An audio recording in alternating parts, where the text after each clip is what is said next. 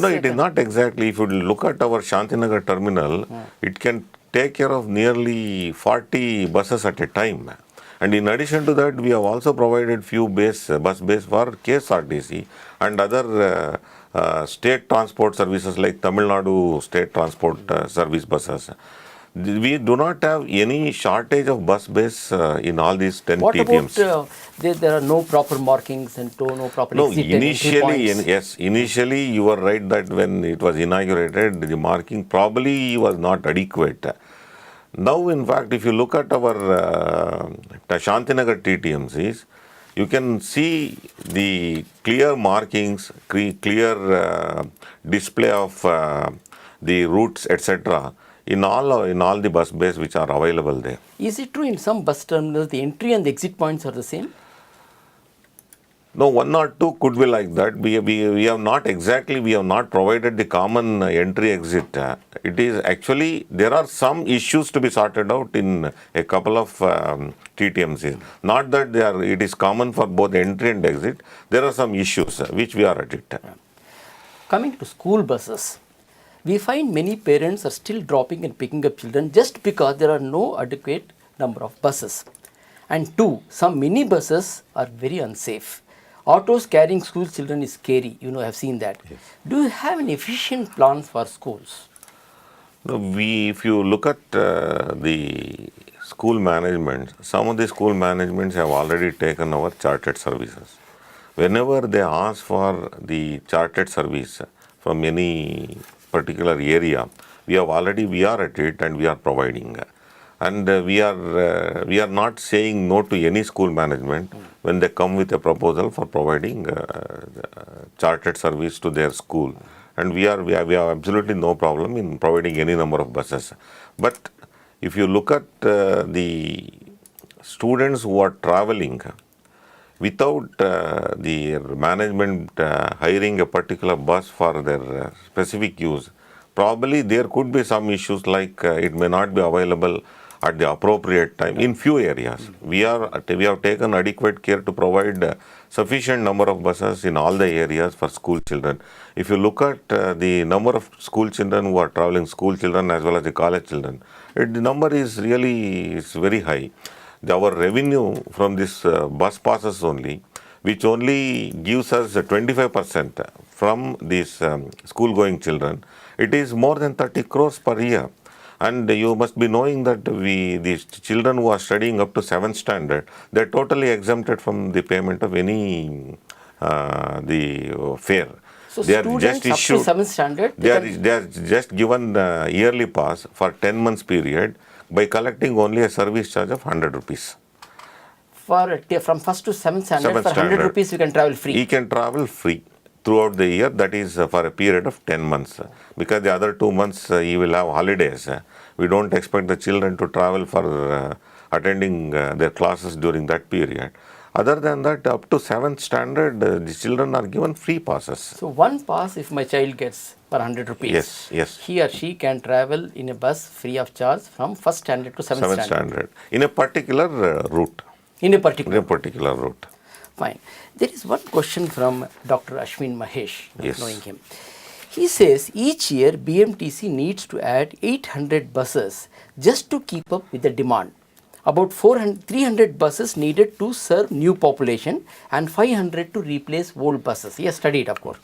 But in the last 18 months, you have not brought out even one bus. Does this mean that the quality of your service has dropped during this period? Do you have any metrics of level of service for a bus? No, you are partly right in the sense that we have not been able to provide any additional bus during the last 16 to 18 months. There are reasons for that. You must be knowing that Bengaluru is one of the 13 cities wherein Government of India issued a notification saying that we will have to operate only buses which comply BS4 standards. And you are also aware that there are only two major players in the country who provide buses, like Ashok Leyland and Tata Motors.